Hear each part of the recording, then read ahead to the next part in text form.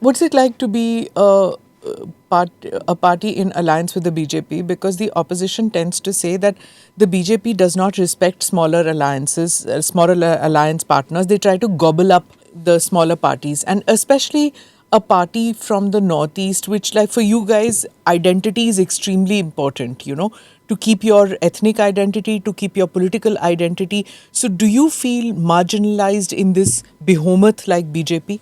No, I think I'm more Indian than many people in BJP. I tell this to some people when BJP people come and they say church यहाँ में वो ये Buddhist, Sanatani. I say I'm a older Hindu than you are. Why do you say that? Because I'm comfortable where I am. I don't need to subscribe to any national party to tell them how Indian I feel. Explain to me a tribal identity and a Hindu identity.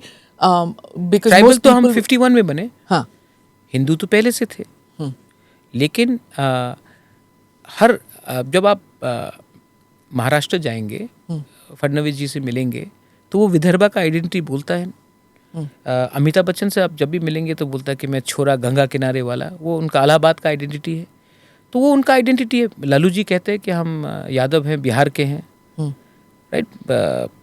South Indian में सब बोलते हैं Dravidian pride. अभी I love Hindi movies. सो धर्मेंद्र, मैं जट हूँ. शत्रुघ्न सिन्हा बिहारी बाबू हूँ. तो आपका लोकल आइडेंटिटी हो सकता है, वो आपका लोकल आइडेंटिटी है.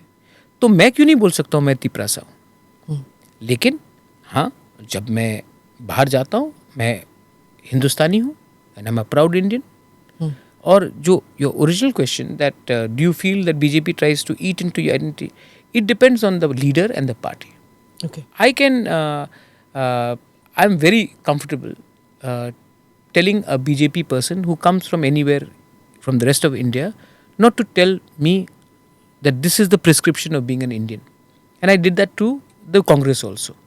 When somebody came, when I was in Congress for 20 years, somebody comes from Rajasthan and tells me, अरे यही इंडियन है. बोला नहीं भैया, इंडिया ये भी है, आपका भी इंडिया है, ये भी इंडिया है. इंडिया एक रकम का नहीं हो सकता.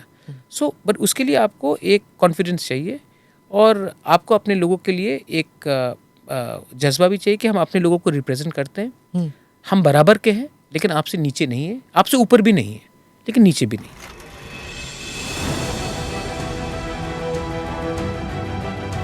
Namaste, Jai Hind. You're watching ANI podcast with Smita Prakash. अगर हम उसको मस्जिद कहेंगे तो फिर विवाद होगा. The issue is टूटा है क्या भारत? 400 पार का मतलब ये है कि संविधान खतरे में है. क्या हम लोग ये निर्देश देते हैं कि फला को गिरफ्तार करके जेल डाल दें? वही तो कह रहे हैं सब. ये बेबुनियाद निराधार आरोप. सच्चा सुनना चाहो देखो स्मिता प्रकाश ANI. It does not lie.